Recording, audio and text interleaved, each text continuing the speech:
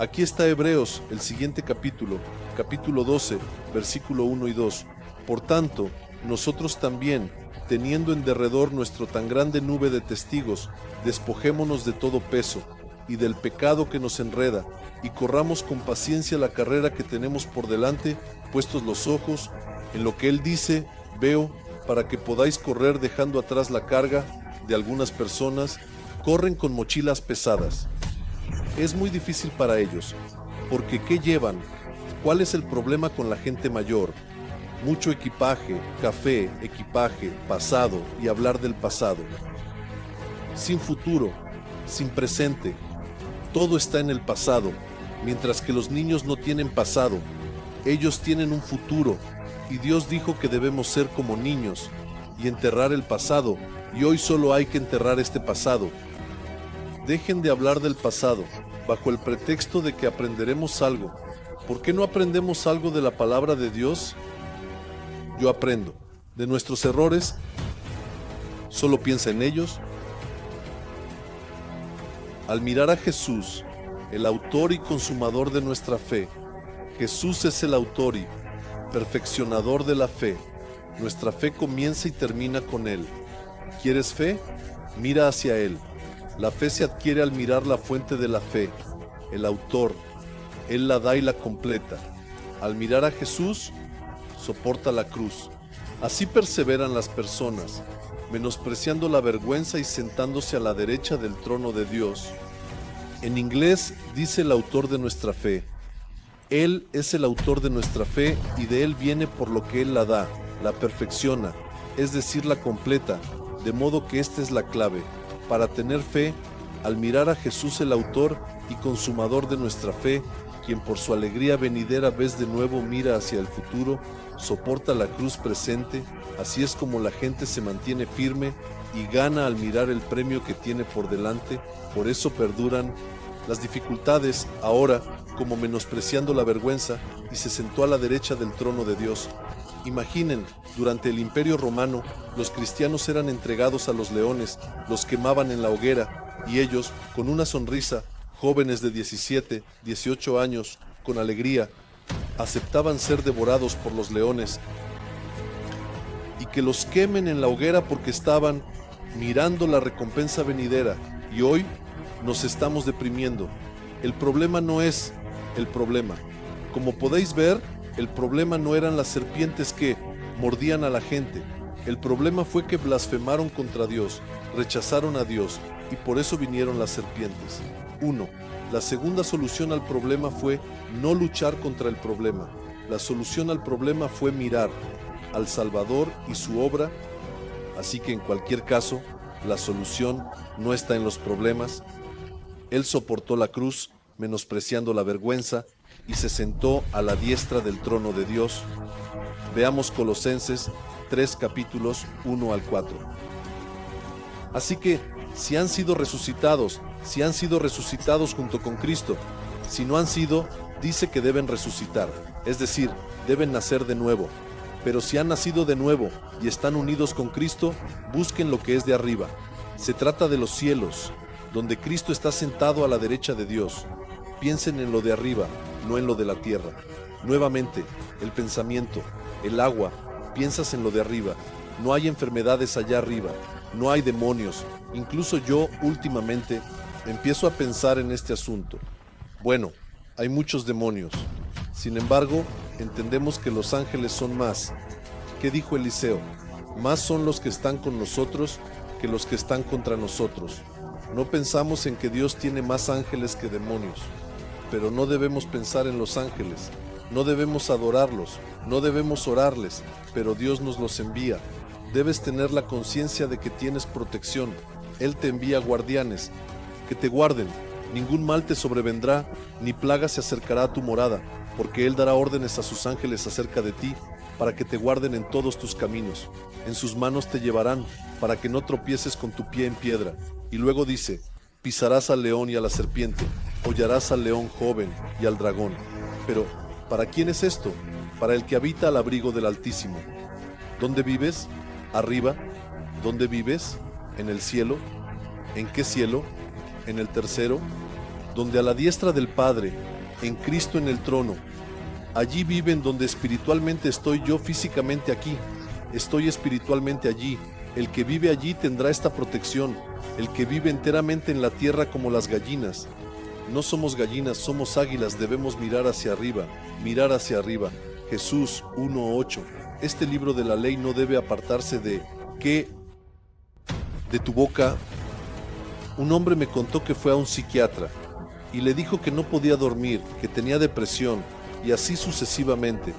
Al mismo tiempo, cuenta que hay otra persona que vive con él, que tiene una depresión profunda y dice que la depresión es contagiosa. No debes estar mucho tiempo cerca de alguien que tiene una depresión profunda porque la vas a contagiar. Cuando escuché esto, el psiquiatra lo decía. Me quedé pensando, ¿qué significa esto? Es un demonio que está en una persona y esa unción de depresión se transfiere a la otra y él se deprimirá. Anda con los sabios y serás sabio. El amigo de los necios sufrirá mal. Si no tienes personas con las que interactuar para edificar tu fe, hay libros. Hay libros de personas que han vivido una vida de fe. Tienes la Biblia, que está llena de fe. Incluso hay videos y películas sobre personas que han vivido con fe, para que esa fe se infunda en ti. Esa unción debe entrar y servir. ¿Y por qué la evito?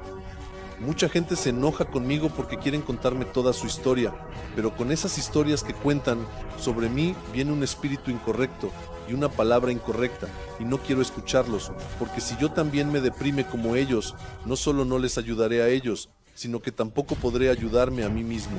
Por eso necesito escuchar la palabra celestial, respirar aire celestial y orar por la gente. Lo que pase, pasará. Y seguimos adelante. Quien agarre, agarra. Quien reciba, recibe. No hay necesidad de deprimirnos. Todos ustedes saben que el médico ha dicho, el psiquiatra ha dicho que la depresión es contagiosa. Dicen que la depresión profunda se contagia de vivir con alguien que la tiene. Y aquí dicen que este libro de la ley no se apartará de tu boca, que debes hablar.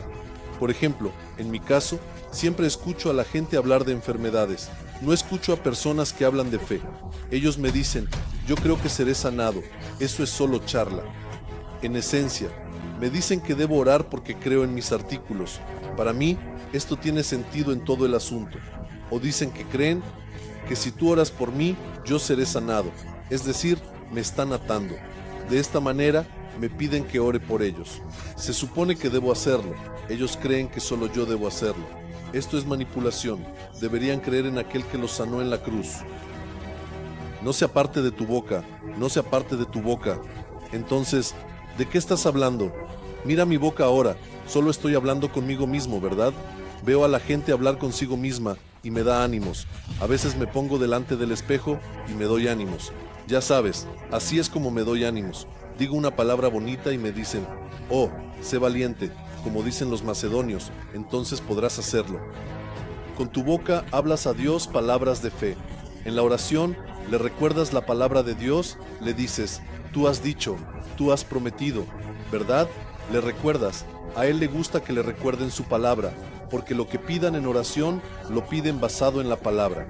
Siempre estás en el tribunal, no puedes hablar en general, le dices, basado en esta cláusula, este punto, yo quiero esto y esto, específicamente, y yo, basado en este versículo, Dios, tú lo has dicho aquí, yo quiero esto y aquello. Debes tener una base de lo que quieres. ¿Por qué lo quieres? Porque dice la palabra, no porque tengas necesidad. Entiendan, la necesidad no es la razón para recibir. La fe y la palabra son la razón para recibir.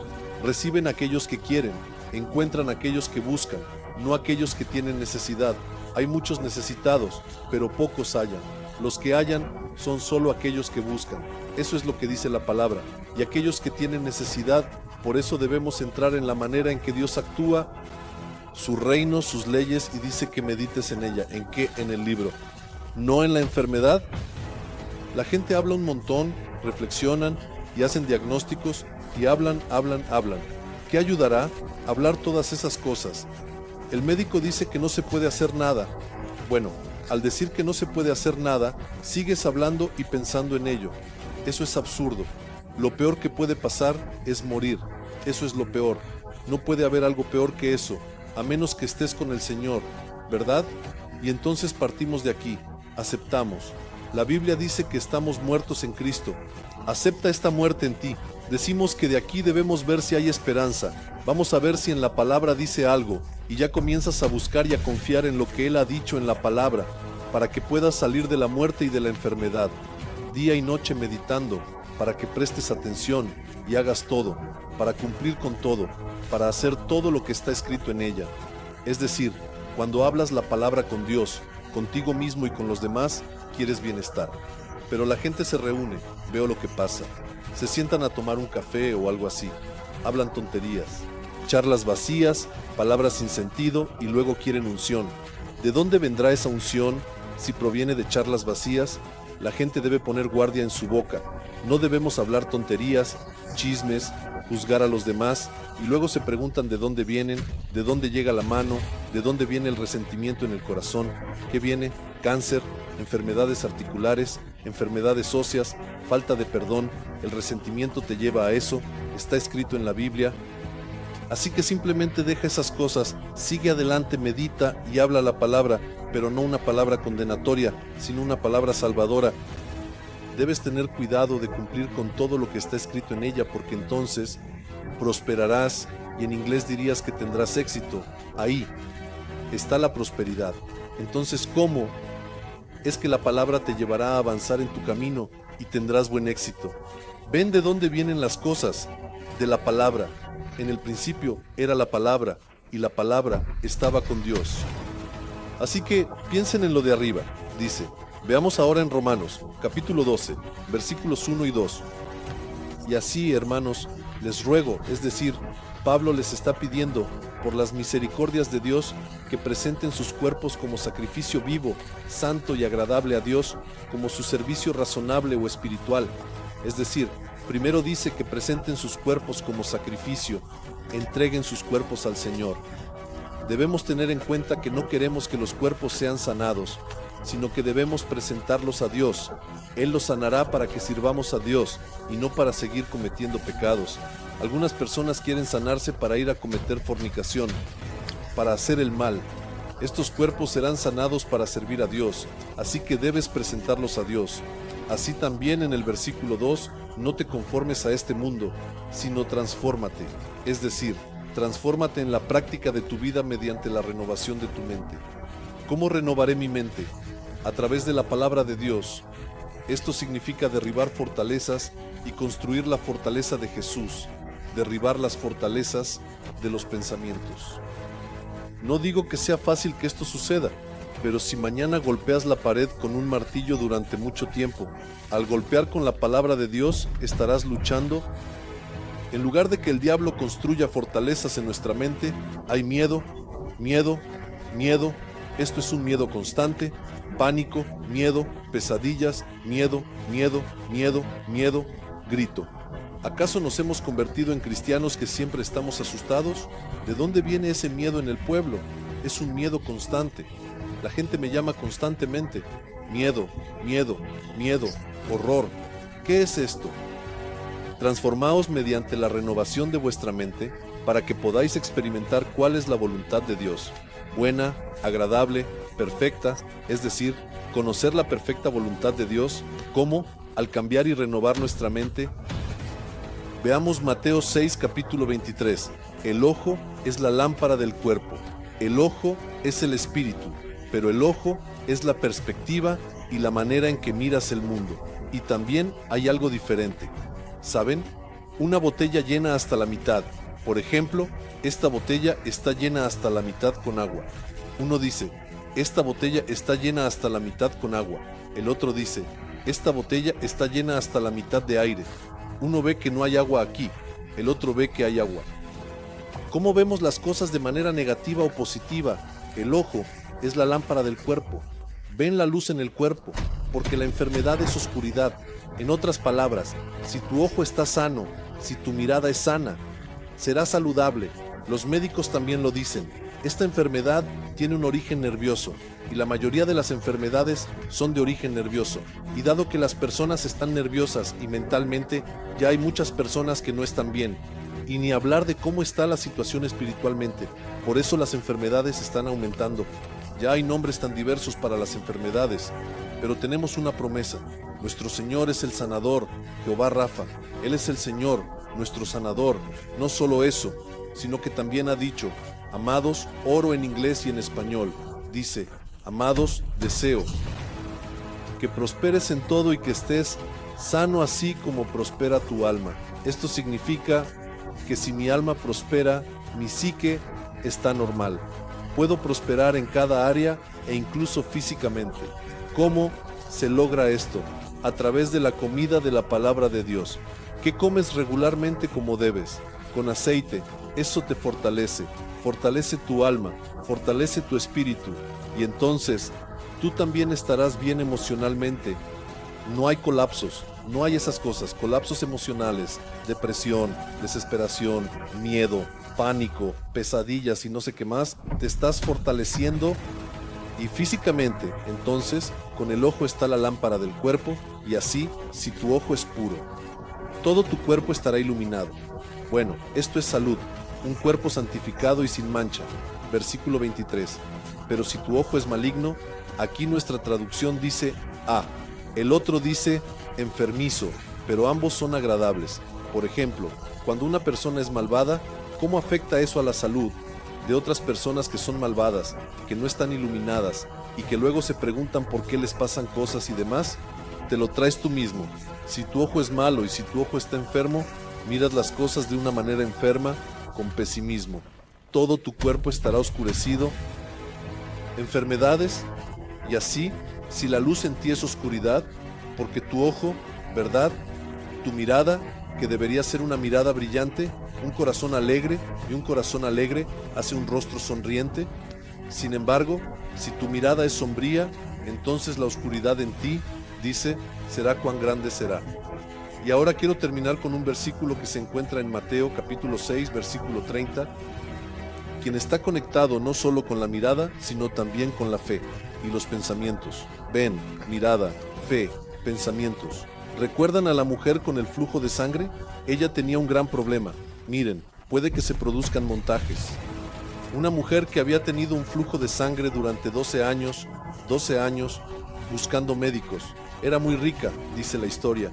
Incluso dicen que se llamaba Lidia, era una mujer rica. Y comenzó a ir a los médicos, gastando su dinero. Gastó todo su dinero en médicos. Y al final no tenía dinero. Estaba enferma y sin dinero. Al menos antes estaba enferma, tenía dinero. Y además dice que se puso peor, porque ahora los médicos intentan ayudarla, le dan medicamentos, hacen esto y aquello, pero en lugar de ayudarla, la perjudicaron. Aún más. Y ya en esta situación, ella escucha los rumores sobre Jesús y dicen, eso es algo diferente, es algo distinto. Oigo de alguien que puede lidiar con mi problema, puede ayudarme. Dice, esta es mi última esperanza. Arriesga su vida, va a tocar a Jesús, pero noten que ella hace 3 cosas. Primero, comienza a pensar. Al escuchar la palabra, la fe entra en su corazón y ella se dice a sí misma, si tan solo toco el borde de su manto, seré sanada. Él me dice que voy a morir de todas formas, así que intentemos ir allí. Y fuimos a la joya, fuimos a los brujos, derramamos las balas. En el tribunal probamos, y con Jesús, como si fuera un mago o un psíquico, algunas personas así. Pero ella no. Ella dice que solo con tocarlo será sanada. Eso es fe, y esa fe ya... Miren, eso es un pensamiento. Quiero mostrarles que esto es un pensamiento. La fe es un pensamiento, lo que piensas. Luego, ella lo dice en voz alta. Si tan solo lo toco, seré sanada. Así que ya es una palabra. No solo un pensamiento, se convierte en una confesión. Si confiesas con tu boca, serás salvo. Y luego ella pasa a la acción. La fe sin obras está muerta. Sin embargo, ella revive la fe con acción. Pensamiento, palabra, acción, milagro. Sin embargo, comienza con el pensamiento en el corazón y ese pensamiento era un pensamiento de fe. Y ahora volvamos. Gracias. Volvamos a Mateo 6:33, que es un versículo muy importante. Jesús dice, buscad. Aquí ya lo llaman buscad. Hasta ahora hemos hablado de mirar, pensar, hablar. Ahora aquí dicen, buscad. ¿Cómo lo buscarás? Buscad, dice, el reino de Dios. ¿Y qué dice? El que busca hallará su justicia. Y todo esto se sumará para ti. Lo que incluye en todo esto, cada cosa, incluyendo, aquí está la liberación, la sanación. Estas son las cosas por las que la gente anhela tanto. ¿Cómo sucederá eso? Al buscar el reino de Dios. ¿Cuál es lo principal en el reino de Dios? Creo que el rey es lo fundamental, ¿no? Bueno, en el ajedrez, el rey también es el principal. No hay rey, no hay juego. Así que el más importante en el reino es el rey, a quien debes buscar. Primero, debes buscar al rey, que es Jesús. Buscad su reino, y todas las demás cosas se os añadirán. Tú lo buscas a Él, viene la fe, viene la mirada iluminada, viene la esperanza, viene la fuerza y la unción, y entonces tú, con esa fuerza, esa unción, puedes confrontar la montaña que tienes, sea cual sea la enfermedad, cualquier montaña. Ya tienes esa fe, tienes esa unción, porque Él viene, el Rey, y entonces te pones de pie y dices, ¿qué eres tú, oh gran montaña? Ante Zorobabel, te harás nada en el nombre de Jesús. Tu montaña, échate al mar, y la montaña se echará. Y tú estarás frente a la montaña y llorarás. Oh Dios, tengo una montaña, fui a este, y nadie pudo ayudarme con la montaña. Pero si nos volvemos hacia el Señor, empiezo a hablar cada vez más sobre esto, que debemos dirigir nuestra mirada hacia Él. Aquí se trata de la mirada, de la fe, de pensar, de hablar, y como ven, aquí también se busca, y al final les daré un consejo. Pablo dice, sean imitadores de Dios, sean imitadores de Dios. Pero a algunas personas les resulta difícil, como un primer paso, ser imitadores de Dios, porque Él es invisible. Entonces Pablo dice, sean imitadores de mí, así como yo soy imitador de Dios. Así que si enfrentas dificultades en esto, imita a tu pastor. Comienza así, para que puedas despegar, con lo que Dios ha invertido en él, a lo largo de las décadas. Puedes absorberlo, aceptarlo, y desde ahí, despegar desde un nivel más alto, de modo que lo uses como un escalón que puedes tomar, imitar un ejemplo vivo, antes de poder sostener el ejemplo invisible. Pero les ruego, hermanos y hermanas, que lo que hablamos no quede como simplemente una de las predicaciones. Todos aquellos que lo están viendo en vivo y aquellos que lo verán en video, simplemente comencemos a buscar un cambio en nuestra mirada. ¿Tengamos una mirada brillante en el Señor? La palabra evangelio no es solo una palabra, es un mensaje de buenas noticias. Buenas noticias, no como las noticias de la televisión que solo traen malas noticias, como quién ha sido encarcelado o quién ha matado a quién, sino que aquí estamos hablando de quién ha sido revivido, quién ha nacido de nuevo, quién ha recibido sanación, quién ha experimentado un cambio en su vida. Eso es lo que significa la buena noticia, lo que el Señor ha hecho antes y lo que Él está haciendo hoy. Amén. Bien, Dios los bendiga. Gloria a Dios.